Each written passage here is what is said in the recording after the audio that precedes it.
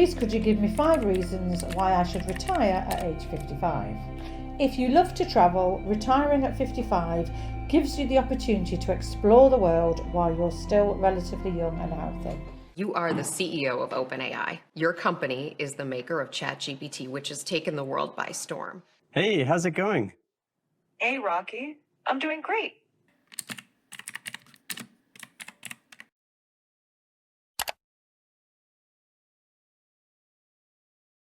Hi, where retirement dreams to reality. I'm Keely, this is Bruce, and today we're going to talk about using AI to plan your retirement. So I had the idea that I'll go on ChatGPT, all right? And when I went on there, I typed in, please could you give me 5 reasons why I should retire at the age of 55? And we got loads of information back. Now, we've never written in it before, have we? We had no idea what it was going to churn out. I still don't really get AI, but you're into it more I'm than trying. I Well, am, I'm trying aren't to you? get a grasp of it and see if I it's have, useful. I have been told that it can plan everything, all sorts for you, Yeah. loads of different things. Yeah. So I typed in and actually it gave us loads of information. And then I went down a bit of a rabbit hole and then started typing in loads of questions and it kept giving me more and more information. So, I mean, the caveat with it is that you have to be careful what information it does give you and don't take it as gospel. You do need to check through what it said, but it can be a good starting point. So the first thing I did was I typed in, Please could you give me 5 reasons why I should retire at age 55? okay, and then it came back with, certainly, here are 5 compelling reasons why retiring at 55 might be beneficial. I like that. Yeah, it's quite a nice little return, wasn't it? Yeah. So the first one it came up with was health and well-being. So more time for self-care. Okay. So our idea is that now we're kind of going to talk about them, aren't we? And see if we kind of agree, If we agree disagree, with them, yeah. or if there's anything in there that's really useful that we didn't think about. Retiring early allows you to focus on your physical and mental health. You can spend more time exercising, eating well and managing stress. Which is what we've spoken about, isn't it, quite a bit? Yeah, we feel that we possibly will do that. Yeah. Spend even more time exercising, more time eating well, and there's a lot less stress to manage if you're not working. Yeah. Some people's mental health can take a dip in retirement, can't it? Yeah.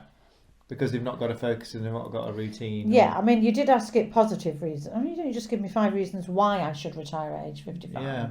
So, reduced work-related stress. I think that first one is probably one of the biggest reasons that most people want to retire, isn't it?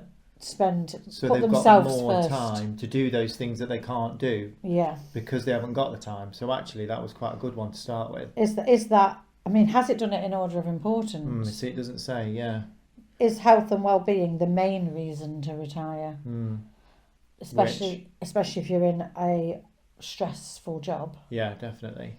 Because the next bit does say reduce work-related stress. So leaving the workforce can significantly decrease stress, which is linked to various health issues, including heart disease and depression. So, yeah, it's quite a good first one, I think. I think it is, and it's really clear. Yeah. It's laid out. It's quite simple. Yeah. So I think ChatGPT's done you a solid for that one. Yeah, it's a good one, that first one. I don't see how we've got a lot to disagree with, apart from there are elements that people could struggle with mental health. Yeah. If they're really focused on work and their identity's based around work and all that sort of thing. Okay. Number 2. Do you want to do number 2? So pursue personal interests and hobbies, number 2, for me is the most important one. Yeah? Yeah. Basically, I feel that it's not that I really don't like my job. It's not that I don't have time to do various things, but I don't have time to do everything that I want to do, which is mainly travel. I don't have time. I can't be working and be away travelling. Yeah. So it says time for hobbies. Retirement gives you the freedom to pursue hobbies and interests that you might not have had time for while working. We've said, haven't we, there's no way we're going to be bored. No, I mean we've spoken about on a previous video that that's good, but again, our argument is that you should already kind of have those things in place, and then you can do more of those things when you retire. Yeah. Travel and exploration was the second point under personal interests and hobbies. If you love to travel, retiring at 55 gives you the opportunity to explore the world while you're still relatively young and healthy. Yeah, I think they've nailed it there. Yeah, that's a really big one actually, because that's what a lot of people don't talk about, being able to do stuff in your go-go years. Go-go years. 55, you're definitely still in your go-go years, aren't you? Which is nice that they picked up on that. Basically, that for me, that key thing of that whole second part there was while you're still relatively young and healthy. Yeah, that's a really good point. Yeah. Go on then, what about number 3? So number 3 was family and social life. So spend more time with loved ones. Early retirement allows you to spend more quality time with family and friends, creating cherished memories and strengthening your relationships. So I think, again, that kind of comes back to that Die with Zero book again, doesn't it? Creating memories. It does. I'm not sure how much extra time we're going to spend with family and friends in retirement. Yeah. We'll hopefully spend more time with Lewis because we'll be in America more. I currently go twice a year. When we retire, I'll hopefully be there for months rather than weeks. Yeah.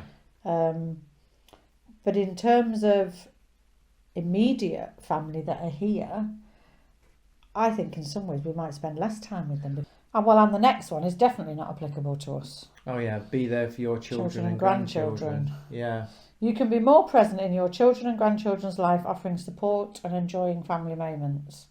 Well, we don't have any That's grandchildren. not good for us, but I think in general that's quite a good one. I think that is a really good reason for lots of people. You've heard it. You've heard people say, "Oh, I want to spend time with my grandchildren." Yeah. So again, it's personal to you, isn't it? Yeah. Whereas you've heard some people say, actually, and it sounds awful, but they don't necessarily want to spend their retirement, looking after their grandchildren, do they? They want to spend some time for themselves. Yeah. So, and I think in the situation we're currently in as well, with the cost of living and all kind of nursery care and everything else, and it's quite expensive, isn't it? So yeah, how many people? If you can retire early and you're more fit and able to look after the grandchildren, and you can help out, that'd be quite a big help for your kids, doesn't it? Actually, my sister is now 56, and for the last couple of years, she was every Thursday. She had a grandson because she works part time. Yeah. So we do actually have examples of that working. Yeah. So yeah, I think that one's interesting. Yeah, I wouldn't say that was one of the stronger ones. Not for us, but definitely for some people. Some people, definitely, yeah. So the next one, do you want to do? Personal development and new ventures. I love it how so many podcasts talk about developing yourself in retirement. I don't want to develop myself in retirement. I'll just read what ChatGPT says. Continued learning. Retirement offers the chance to pursue new educational opportunities, learn new skills, or even start a new career or a business venture. How are you retiring if you're starting a new career? You're just changing one job for another. Volunteering and giving back. Massive in America. Yeah, but you say that. Your friend did it. Yes, she did. Yeah. A friend of mine gave up full-time teaching, past retirement age actually, a couple of years into retirement age, and she volunteered 2 full days a week for Citizens Advice. Yeah. And she had to, it was like full-time training for a couple of weeks, like 4 or 5 days a week or something, for a few weeks, and then she had quite a few months where she had to commit. And she did that for quite a few years. She replaced 2 days a week. That's a nice way of easing yourself into retirement, I suppose, isn't it? Yeah. Rather than just going complete cold turkey and like, I'm not doing anything at all. Yeah. Because after that, she now doesn't do anything at all, does she? She doesn't. So she did Citizens Advice for a long time. Yeah. Well, a good few years. Did she help out in primary school as well? And then she went and helped out in a primary school. Yeah. And helped like reading and things for a short time, I think. Now she wants to be a lady that lunches, same as me. Yeah. Now we meet for coffee and lunch as often as we can. We try and meet at least once a week. Because nobody says you have to 2 just weeks. retire and that's it and you can't do anything else. I mean, it's like it's finding your own way, isn't it, I suppose? Yeah. I do think volunteering and giving back, like doing charity stuff, is bigger in America than it is in the UK. Yeah, I think so. I think it is. Yeah. And I think maybe that is the thing with ChatGPT. Yeah, it could be American based, because when I did type some of this stuff in, I think it did churn out kind of dollars and an American kind of perspective. So again, it might be an American way. But a lot, I say I don't want to. What about you and personal development. Yeah, see, again, with this YouTube stuff, I'm enjoying that, and I think we'll carry that on into retirement as well. I think I will need something to do, and I've looked at Skillshare, so I'm quite interested in looking at that and seeing if there's kind of courses on there that I can go on and kind of do stuff. I still keep thinking about a language. Yeah, So I'd probably try and, especially with my brain injury, I've got to try and keep my brain active. yeah. But we'll play new games and things. I suppose, that's continued learning. Is that a hobby or is it learning? Yeah, this is it, isn't it? I don't know. Again, it's just finding your way and seeing what suits you. But no, that's Yeah. good. Okay, Yeah. and then the last one was financial benefits, which is interesting. For retiring early, they've put in financial benefits. So they've put maximising savings. If you have planned and saved well, retiring at 55 will allow you to enjoy the fruits of your labour without the daily grind of work. Die with zero. Yeah, If you've saved enough, then do it at 55. yeah, Is sort of what it's saying, isn't it? Early withdrawal opportunities. Certain retirement accounts offer penalty-free withdrawals at age 55. I think in the UK it's 57 now, isn't yeah. it? It's moving to 57. Is it already moved, or is it? No, Don't it's still think 55 at it's the minute, still isn't it? 55, yeah. Right, okay. So you could start drawing from your pension at 50, private pension Yeah, you said at 55. Yeah. And obviously if you've got no other income, you won't pay tax on the first 12,570. In fact, the first 1,600. Yeah, that's right. So yeah, whereas if you wait until you've got your state pension, Yeah.